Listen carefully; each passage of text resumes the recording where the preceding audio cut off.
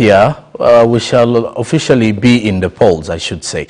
Times would have changed. Tensions, anxieties, the mood in Uganda or the atmosphere would be rather a different one. It would be more political than it is currently. Now, our focus of the conversation this morning is going to turn on the road to 2026. How prepared is the country? How prepared are the political parties? And how prepared are the voters? Earlier this week, the Electoral Commission did launch of course, a 2-week program that will be updating the voters register. Meaning, if you have not seen your name anywhere close to the voters register, it is high time you went out and registered, especially those of you who are first-time voters. It is high time you went and tracked your name in the same space. However, many of the political parties, especially from the opposition side of things, feel that the 2 weeks time frame is not enough to rally their supporters to go in and work on their voting rights in that regard. Now, ahead of the polls as well, yesterday, the Ministry of Finance, Planning and Economic Development released Q3 released the Q3 finances for the financial year 2024-2025. July 1st, the financial year kicks off for 2025-2026, meaning there has to be money allocated to the Electoral Commission to run the elections. Now, according to Justice Simon Byabakama, the total funding requirement for 2025-2026 for the financial year that will help them during the elections should be totaling up to 764.7 billion Ugandan shillings. Question is, will that amount of money be given to the Electoral Commission, because the 2026 election preparations are facing a 600 billion funding gap, according to the new vision as of January 17th, 2025. Now, this is where we are. We're preparing for the elections of 2026. The election roadmap was drawn already by the Electoral Commission. Many of the aspirants in different capacities are already campaigning. Amongst their various WhatsApp groups, others are going on to the various villages, constituencies, rallying their voters about the potential of standing and heading into the polls in 2026. So we are taking shape, I should say. And also we are saying new emerging groups or new emerging pressure groups ahead of the elections. This is a conversation that we are going to be having this morning. Join us and be part of it. In the bit of the conversation, your suggestions should be rotating around what you think you as a voter should do during the election time, and then what you expect from your leaders. My guest this morning is Milton Kambula, Global Peace Ambassador. He has other titles that I'll give him the time to say more about the same. A very good morning, sir. Happy New Year. Good to see you. Happy New Year, brother. And our viewers, I want to say Happy New Year to all of you. It's a fresh year, 2025, a year of multiplicity. So it ends with 5 means. Plant a seed, it will multiply. So as we prepare for general elections of our presidential, parliamentary, but also local council systems in the country, it's good that UBC takes a step as it has done, and I congratulate the management and thank you for the time you have given unto me to come and prepare Ugandans for general elections. It's a human right, it's democracy. Why not? The Electoral Commission also needs support. Parliament needs to be guided. And the people of Uganda need to fight for their right to vote. Because when you lose almost half of the people failing to vote, it means as a president you go to get scared. So I think this is very important debate. Okay, and indeed it's an important debate, but one may wonder, how was it 5 years back? And the times have really changed, because 2020, during this time, we were preparing for the elections. It was normal. Before March, we got developments of a lockdown. World over, countries were heading into the lockdowns, meaning there was a twist of things. But 2021, lucky enough, we went into the polls. First, take us back into that, Milton. I want to say that when it comes to elections, we have no excuse. Because the vote represents your power. your constitutional power, it represents your right, but also it actually becomes the vehicle and the catalyst for you to access public services. And lastly, it also determines the type of leaders that must represent you in Parliament, in State House, here at the district level. So there is no account to say COVID, natural disasters, it rained, it was hot, you know, I got sick, those kind of, it means you are actually selling your meal card as a citizen if you fail to turn up to elect a leader you want. So I believe that the Parliament needs to also reform that people who do not turn up to vote for elections, to vote for their choices, such a people should be, actually it should be criminal in that way. There must be some really serious reason for one to fail to go and vote. All right, and just to let the viewer, part of the context is that with the 2026 general elections approaching, the Electoral Commission has found itself in a position where they need some serious help, I should say, in regards to the funding bit of things. Now, this includes the production of a polling register, the nomination of candidates, production of ballot papers, construction of Electoral Commission headquarters, and conduct of voter education. Now, construction of Electoral Commission headquarters may not be a top priority ahead of the polls because we are just months left to head into the polls. But when you look at what the EC chairperson, Justice Simon Byabakama, who broke the unsettling news during a meeting with Parliament's Legal and Parliamentary Affairs Committee on January 17, he said that the total funding requirement, like I did mention at the opener, is 764.7 billion. However, the provision for financial year 2025-2026 is only 140.8 billion shillings, meaning the funding gaps are also there. And yet, there is also plans to ensure that we have more polling stations ahead of the elections come 2026. Now, Milton, you were still giving us a little bit of the background of 2021. 2021, I have said there is no excuse because you have a mail card as a citizen. And that mail card is the one that you are using to actually take the right lead in Parliament, to make the right laws for the country. And two, that mail card is the one you are using to vote for a leader who's going to help you build and deliver public services. So if you do not turn up for elections, it means either you are an irresponsible citizen of Uganda and you are not contributing to social, economic, and also political transformation of the country. Last year, in 2021, we had a very serious challenge because according to statistics that are coming from Electoral Commission, more than 7 million people did not turn up for elections. Now, do you know what it means? Out of 18,103 plus small numbers there, million people, there were the ones registered voters. So this deficit, you can imagine, that deficit alone indicates or worries the Ugandans. Actually, close to a half of the Ugandans did not vote. So we saw the valid votes were 10, invalid votes, you know, Ugandans, the invalid votes are very many, close to 400,000. 400,000 votes were invalid. It means Electoral Commission need to invest a lot of money to educate Ugandans to vote. Can you imagine? Now, the total vote, the total voters came to 10,744,319.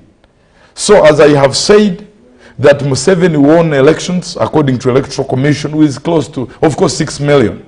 So you can imagine, out of the 10 million, Museveni got 6 million. Of course, Chagulanyi was the second with 3.5 million plus. Amuriat, and the list goes on. The rest of the other candidates got 0 point something, 0 point. So, but then, what are the causes? Because the causes must shape, based on the reports of 2021, must be able to educate us on what we must improve to prepare for effective, fair, transparent 2025-2026 elections. And these gaps, number one, you started it very well. Low capacity of electoral commission. Low capacity of electoral commission. FUFA, or let us say FIFA in that case, when it is organizing the World Cup, it takes more than 4 years preparing, effectively visiting each country, looking at the policy environment, looking at the physical environment, looking at the health of players, preparing them, even friendly matches, and meeting presidents to prepare for these players. The hosting nation must present a budget and security apparatus. There is a rigorous, ongoing preparations. In Uganda, elections is like an event. And that's why people say, they have stolen elections. Why? Because of these gaps. One is limited capacity of electoral commission. And where does this low capacity come from? One, the staffs are paid poorly. That must come on record. You are talking about staff, and now they are recruiting volunteers. Can you imagine? It is volunteers who are going to supervise our national elections. Can you imagine? Volunteers. And we are talking about electing a president in the State House who's going to determine your future and my future. But that future is in the hands of a volunteer. Electoral Commission, therefore, need professional staff, hired, trained, rigorously taken into the process. These volunteers, we don't want our electoral process to be under the hands of volunteers. So the staffs, and from the village level, we need enough staffing. Two, what are the vehicles? You know, this country has three types of vehicles that are dangerous on the road. Uganda Police and Electoral Commission. These cars are not repaired. They have limited fuel. So literally, how do you expect Electoral Commission to cover the whole country when they don't have vehicles and the budget that surrounds mobility of transporting materials? Three, salaries, I've talked about that. The publicity and mobilization of the country. Electoral Commission's budget is very limited to actually encompass and bring the whole country to the attention of preparedness of elections coming this year and next year. Well, and I wonder though, on screen you can easily see a little bit of the Electoral Commission's navigation plan in regards to how they want to attack the year 2025-26 to ensure that they have a successful election process during 2026. However, I would like to take you into a conversation, Milton, in regards to the emergence of pressure groups and then the political parties, especially from the opposition. Many a times during the elections, we've always seen opposition groups coming up in huge numbers and independent candidates coming up as well in such a time to shoot for, let's say, the top office in the country.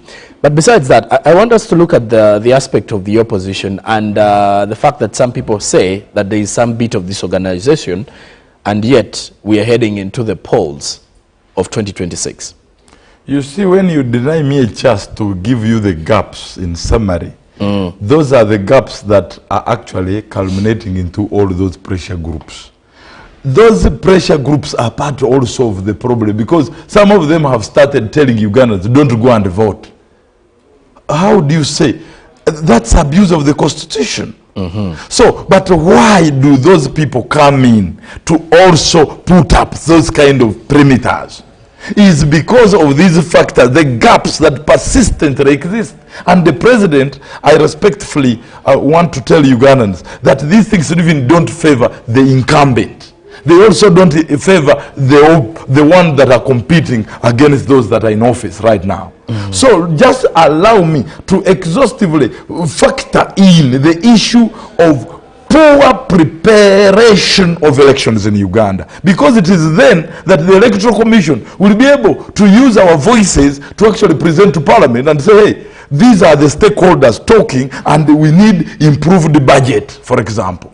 And we need early, because it's not an event where we need to see everyone's mobile phone getting update Like me, I'm supposed to hear that Kambula Milton, are you still going to vote at the same polling station? Yes or no? I want you might have traveled. No, I want to see Electoral Commission using our taxpayers' money to engage voters. They have the database. I want that deliberate innovation, and that's what I represent here. That's why I'm saying that media, where is the media? Where are the religious leaders profiling and calling for peaceful elections in the country? The kings and the clan leaders in our villages. I want to see the Uganda UBC actually guiding Electoral Commission so that we don't have problems that we had during 2021 after election. Milton, do you think Ugandans are interested in voting? I've always wanted to ask questions rotating around that. They are interested. But what happens is that we cannot continue lining up over 10 million and plus people on lines, all over them.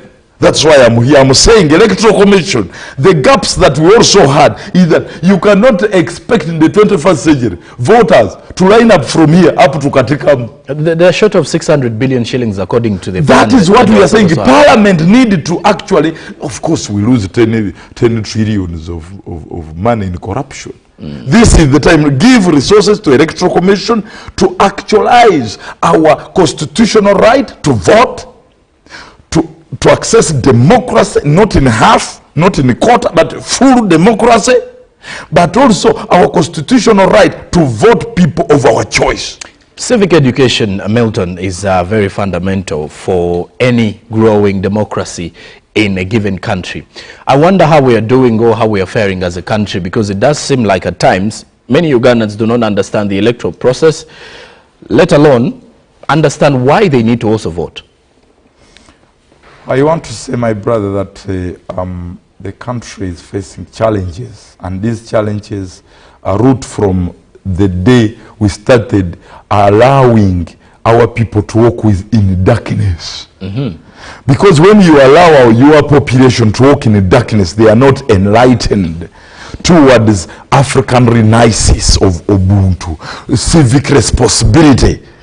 Because before you ask for human rights, are you civically responsible that to the extent that when electoral time comes, without force, you are able to go and demonstrate as a Ugandan citizen to vote? But that comes with education. And Uganda's constitution puts it clear. Ugandans have a right to information. Has the Uganda Human Rights Commission done its constitutional mandate? Because that's where the constitution gives them the mandate to do so. But I have not seen the constitution being translated in local languages. Electoral Commission is supposed to do this, but then where are they? Now they are going to be on the last minute fixing problems. We are supposed to have civic education on TVs, on radios, in schools, in communities. The barazas are supposed to be in communities, in villages, teaching people the importance of voting, but also teaching Ugandans the qualities of a good leader. Do you know nobody in Uganda is teaching Ugandans qualities of a good leader? Strategic problems of Uganda, upon which Ugandans say, hey, the problem, for example, of education can be fixed by such a type of leader. The issue of bad economy, who will fix for us the economy? That type of leader that must solve for us an economy, this economic challenge must look like this. What about immorality and character incompetence? Because as you know, Ugandans right now are not aligned to the national value system. And our cultures are keeping dying. We are talking about national values having been approved by cabinet. But where is somebody who is marketing them? Apart from talking about the news that we put on TV, social media. It's because of these gaps that people must create for an alternative. So Electoral Commission, please, I beg you, please come and use between now up to July. All Ugandans must know the date of voting. Why they must vote. They must know the qualities of a good leader. Because that is eating the country. Whether you are in opposition or either you are the NRM in the power, all what I'm talking is non-partisan. They all benefit you. Because increasing the turn-up of voters will give you chances as those in NRM to have more good leaders. The opposition the same, because the increased number of voters will also increase chances of opposition political parties to have more candidates in parliament. But these are the same people saying that, please, Museveni, we should go to the bush. Some of them are saying so. We are not going to vote. But at the same time, during the polling day, you will see them on the voter on the posters. So this is, we should not be double-edged. We should be clear. Ugandans, I call upon you as the Global Peace Ambassador that let's have peaceful elections in Uganda. For the first time, let us have 100% turn-up of all Ugandans going to vote. That is when we will show to the world that we are a civic nation, we take civic responsibility, and we know our rights. And everyone in office has been transparently and fairly voted in that office. Let's look into retention of the young people. In 2021, Uganda saw the rise of young people when it comes to having interest in the elections. Many young people took their responsibility, and they also took it upon themselves to go in and vote for their leaders. The rise was there. We saw many on social media being very vocal about their rights as Ugandan citizens and their right to vote.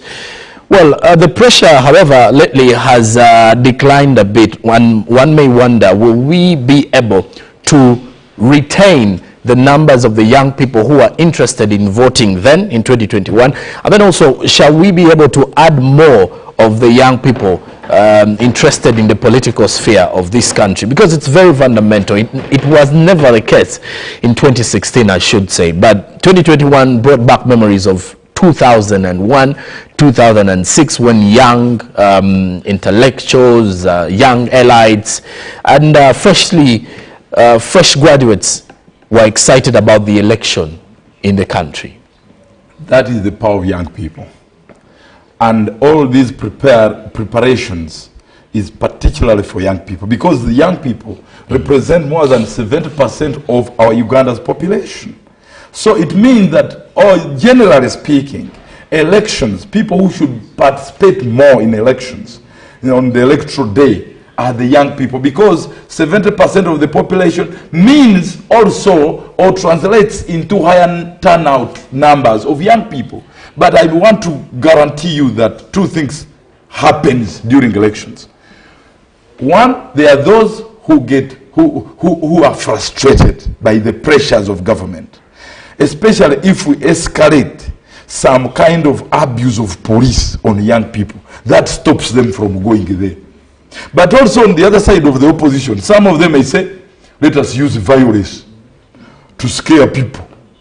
Because if you know you have lost it, then you say, sija kuvira mwao. So both sides, both the NRM in power and the opposition, need to sit together and appreciate that all of us can run a joint advert calling upon Ugandans to vote. And the following benefits are achieved.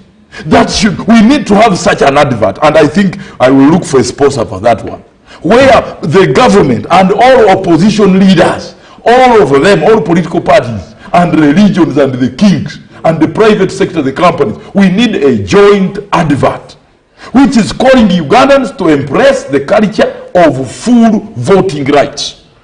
We have the right, but why are we not achieving it? So I wish that Ugandans, especially the young people, appreciate that a lot of benefits are achieved as a result of you going to vote. Why? Because when you vote, when you all vote, you now be able to defend interests of younger people. But we have had a year, the other election of 2016, younger people didn't go to vote. And then we saw their representation being limited at every level of the country. And that limits debate and consensus to invest in young people's needs, like good hospitals, quality education, a lot of stuff. So young people, you have 1 milk card left to you. 1 milk card. Use it. Go and vote for a leader you want. And do not be used as engines for violence and terrorism and scaring people not to go to vote. Because when you do that, you are actually seated on a kind of a branch of a tree while you are seated on it. And there is a crocodile waiting for you down to eat you. Do not cut that branch of a tree which you are seated on it. Go and vote, because when you vote, it means your voice will be heard by declaring a candidate of your choice. And because that is your choice, then you will have the right leaders in parliament, at local council 1, in the state house. Then this thing of people power, overpower people, whatever way, will be achieved, because you must demonstrate that power through voting. Not through being at home, you are just throwing stones to the police and the police is throwing tear gas to the other group. That kind of thing is outdated. Lastly, on this point, my brother, if you could permit, is that all this I'm saying has an implication on economic stability. True. As we go now by May, there are many investors who are pulling out resources from this economy because they know how bad we are, how we organize our elections. That means, my young person, you will be losing a salary. Many young people are going back home because now investors are going to say no jobs, no expanding, no opening branches, because they are pulling out their money, shillings, turn it into dollars, go back to London and wait after elections as they watch. But if we can guarantee to people who are businessmen and women that we are ready to have peaceful elections for this country, and the opposition and the government are together, the religion, sometimes even religious leaders were joining politics some time back. They scared people, and as you know, religious leaders, people follow them. The kings, people follow them. So please, we want to see non-partisan bodies getting out of this kind of thing, but only focusing on calling Ugandans to go and vote for any candidate of their choice, and to stop all these plans, either by government or of the opposition, any plan to disintegrate, disorganize, and frustrate social cohesion and peace in our country as a result of elections. So I want to salute Parliament, that you are there. You have a parliament. Other countries don't have a parliament.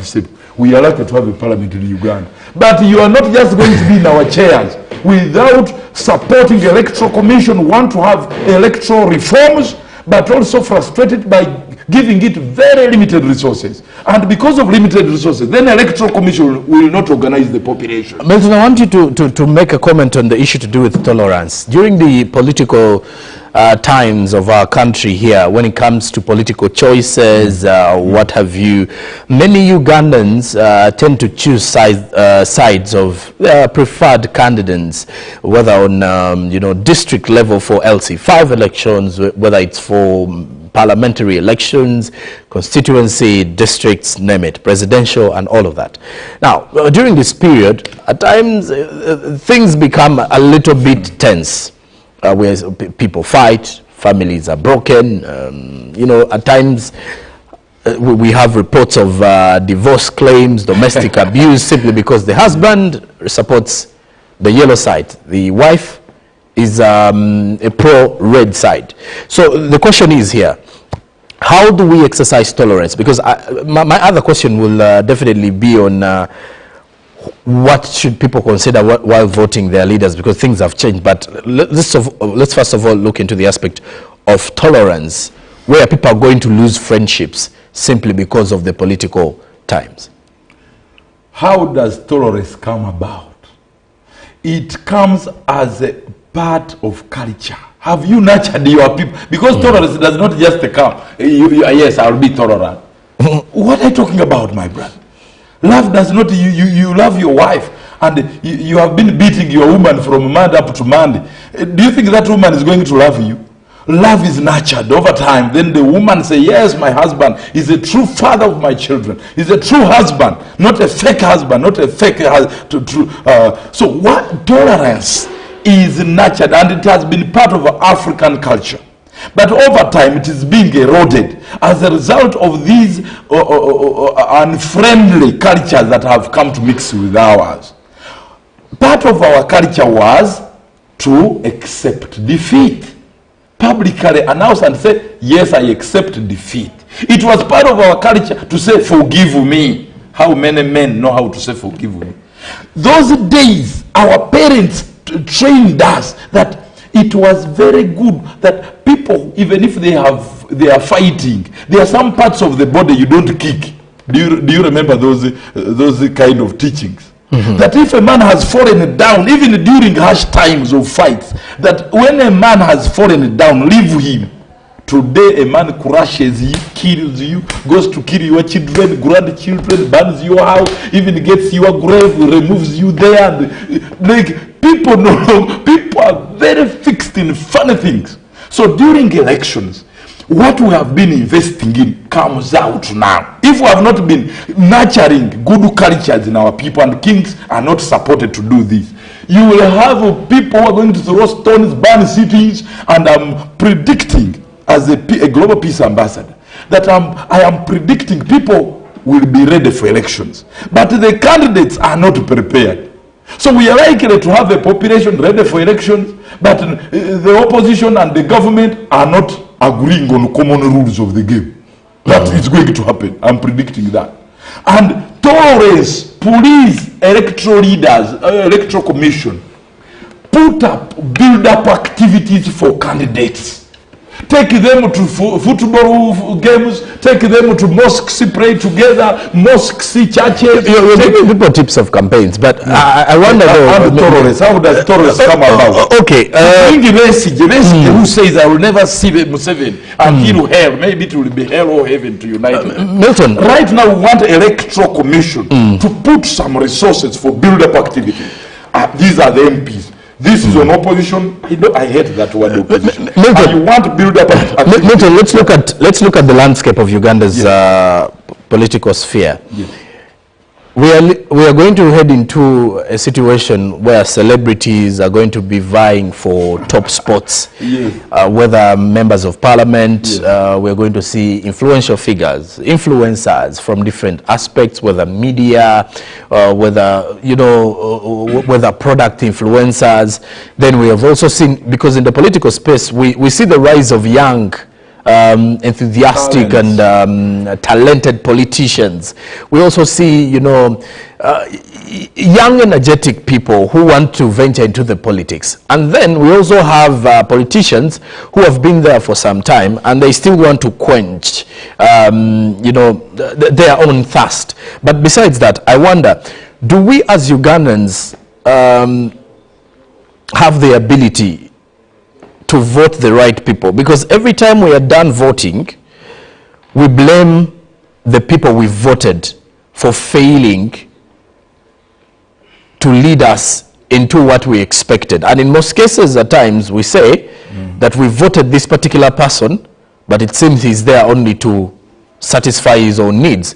Is it our failure to choose the people, or is it because the nature of our politics only allows us to vote for the person who is more vocal and more popular instead of the person with more sense, if I'm to use that word? My brother, we have not learned. We have not learned. Since these things started coming here, they are just activities to just burn our money. But the real business of nurturing a population to be able to appreciate civic rights and responsibilities is still demanding. To the extent that somebody is bought 5,000 shillings and truthfully he goes to vote for a hooligan, a criminal, someone who's just there, even they don't know. If you ask that person, do you know the person you voted for? Say, that guy just gave me a cup of tea. He bought me soap. So what you are talking about is true. That's why I'm saying electoral commission needed to put a lot of energy in civic education and also educating Ugandans, best practices and debates and going into the villages. And first and foremost, if we do not solve this problem from the root cause, even in 2031 we'll have the same problem. Because we seem to think an election is an activity. It's not an activity. It is supported by civic education in schools. It is supported by elders and religious leaders and the kings working together to start nurturing a population able to love their country. Ugandans don't love their country. Today, as you know, corruption is a signal to tell you that Ugandans don't care about this country. They do. And what I can tell you is that also if you want to know a patriotic nation, see them on the voting day. Half of the population not turning up for a vote, for voting activity, shows the dormant, irresponsible and caring population. Sometimes they blame their policy. Or, no, there is no blame again. They blame their leaders for creating that situation. No. We used to see our parents. They would walk for 20 kilometers. Yes, someone else would steal the elections, but they have walked. Times have changed. Times have evolved. That is the problem of the young people. That's why now I want to advise Electoral Commission to use diverse means of enabling the population to access the voting rights, either through the phone, let us go digital, because my number is registered in my name. Okay. So I want to see that line of over 20 million voters, we cannot all line up. Somebody must think. More innovative leaders, wake up, take off. Start the journey of taking Ugandans to the electoral day through multiple platforms. That way we will have maybe 5 million people on phone. Even if it means Kabirit. To give us a code that you will put your name and put #15#. Then you come. Then all candidates come. Presidential, parliamentary. Then I start ticking. Tick over one. That is simple. I can sit here and engineer that without even ICT knowledge.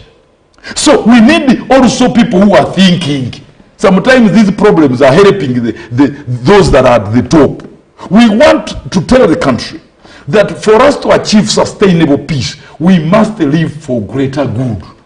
Sometimes it is good to lose the war, but for the sake of peace. If for you want to be an MOP, always you steal people up to 100 years. What do you think? Time reaches where you need to open space and allow people to compete favorably for positions, and then you have a breed of new young leaders or elders in positions of power to give you new results. Because now we are stuck. Where are we stuck? We are stuck on the battle of corruption that is eating half of our tax. We are stuck on cutting down trees and abuse of swamps. The president and the entire government need to be supported also because you need a mix. That is the good thing of elections. President Museveni will be the happiest president if he sees diverse political parties working together towards building a new nation. That is to his advantage. Even Bob Wine and these all political parties, it is to their advantage that Parliament has almost a competitive numbers. Then it will no longer be corrupting a few groups of people to pass a law against the future of Uganda. Let me end with this. I know you're about to kick me out here. But the thing here, our election is relevant, and if they are relevant, what are we supposed to do? Stop complaining, Ugandans, that leaders are bad. No. Time is now. Now start making a checklist. How has been the leader you voted yourself, because they even bowed to you? They corrupted some of these voters. Start looking the results you got. He gave you a chapati of 5,000. Tick. Are the roads that you wanted to improve still there? Tick. Is the education been improved to schools so that they graduate competent, holistic students who graduate with values and jobs? Yes or no? Tick. You have a list, have your list in your own community for the MPs. Then at national level also put for Museveni and those people. I voted Museveni. The following things still there? Tick. If they have not performed, now sit down another week and do a review. What is my plan? Who is coming? Wait. Whoever presents a good vision, a clear roadmap to solving the problems of Uganda, vote that one. So long as he also knows God, because now you know our country. For God and my country. If that person knows God and is working in shared values like peace, he wants peace. He wants national service, living for greater good. He wants to protect the environment. And you know him in the community. Sometimes we vote to ghost leaders. The man is from Kampala, 40 years. The father dies, then after burial you hear this nonsense. And they say, this is not inherited offices. These are national positions. if I die one day, don't bring my son and say, because of a son, and this thing, we must know the people we are going to vote. We must have seen them, must have seen their competencies, their godliness, even their family. We are going to vote these people who love families, who want to take our families to the future of socio-economic transformation. And I thank Mr. President. Of course, I must thank. This is his television. That's why I'm talking while my chest is wide open. Mr. President, I want to say thank you for really maintaining and protecting our voting rights. Because some other countries do not have these kind of things. We have religious freedoms, we have cultural rights. Ugandans, it's all about us. The president has opened the channel. No one will disrupt it. For the sake of peace, Mr. President, whatever I have said, please help Electoral Commission do those electoral reforms, but also you can approve their national budget so that they have capacity to have these supervisors. Why should political parties have these polling what? These ones who supervise? If you polling assistants, these ones who observe, why should political, now you stand for presidential? Do you have a capacity to pay the whole country to have supervisors who are the sea? No, it is all about character. Mr. President, allow young people to rise up of good character. Allow the good leaders, not, you know, we celebrate criminals these days. A thief who comes because he has chunks of money, he's smart like me, he's talking good, say, oh, that one is a leader. No. Mr. President, allow the good people rise up. Opposition, allow the good people rise up. Give them an enabling environment where you are choosing leaders for national transformation, beyond parties, beyond religions, beyond tribes, beyond even borders. Want to make sure Uganda opens its border. But now the opposition, some of my friends, have a lot to learn from what. And Milton Kambula, thank you very much for being part of the conversation this morning. You, and good to have you. You have a lot of energy for 2025. Yes, please. But to our dear viewer, I will leave you with a comment here from Obakol Tommy Adam, who says, no nation gives money to our citizens and gets them out of poverty. Just create enabling atmosphere, i.e. security, fair taxes, corruption, free environment, markets, and so on. Thank you very much for that comment. And when you get to look at some key dates and activities this year on the election roadmap, as released by Electoral Commission, are the display of the special interest groups, committees for the voters register in each village by April 2025, nomination of the candidates for village, parish, or ward SIG committees, and then establishment of academic papers by aspiring candidates for local governments, parliamentary, and presidential by July 2025, and other activities. But then the other activities are the June to October deadline for resignation by public servants that are intending to contest in the election, nomination, campaigns, and polling for the National Youth Committee in August 2025, and the October 2025 nomination of candidates for local governments, parliamentary, and presidential elections. Just a minute with your parting shots, Milton. My parting shot is for peace. I don't have any other word. Peace, because with peace, then we can achieve economic prosperity, social cohesion, but also we can actually model Uganda to become the womb for Africa's transformation. That's according to my chairman and the founder of Global Peace Foundation, who has educated us that with peace you can achieve everything. So those of you who want to use elections to turn Uganda upside down, please, I pray to you and I seek that please redesign, redraw, review your plans. Focus on what you want to do while you're a leader, and Ugandans will vote for you. If you don't pass through, if you don't pass through, do not ban people, do not ban Uganda. You understand? But even if you pass through, let us learn the character of impressing one another. You go and hug each other, say it was a competition, my brother, my sister, please accept the defeat. After all, you both of us have won basically. There is no loser. After all, we are all alive, and you're a leader, and your leader will work together. You integrate even your manifestos. We want to see new civilization being nurtured in Uganda, where leaders, those on they are not even opposition. I don't know why they can't change this word. alternative government in waiting. All right. The word I'm baptized and that does it for our conversation on the agenda here on Good Morning Uganda. Now, the polling period for presidential, parliamentary and local government officials is scheduled to take place between 12th January 2026 and 9th February 2026. So you can easily see how the time frame looks like depending on the roadmap by the Electoral Commission. Coming up shortly is Good Morning Uganda Sports Updates. Good morning.